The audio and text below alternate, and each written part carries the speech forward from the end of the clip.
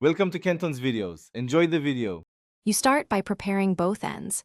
Verify the remote machine supports the protocol and you have admin credentials. Once done, register a dynamic DNS name or confirm a static public IP so you can reach the network. Next, choose the secure method to traverse another network, set up a VPN server, configure an RDP gateway, or plan a reverse SSH tunnel. These choices determine port behavior and encryption. Make your selection now, so the next steps are precise and actionable. With your method chosen, configure the network. Install and harden the VPN or deploy the remote desktop gateway appliance. Once configured, create firewall and NAT rules on the router to allow only the gateway/VPN IP. Avoid exposing RDP directly.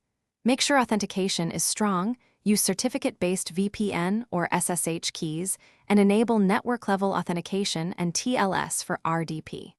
Finally, test an internal connection, first to validate credentials and routes, before attempting cross-network access to reduce troubleshooting scope.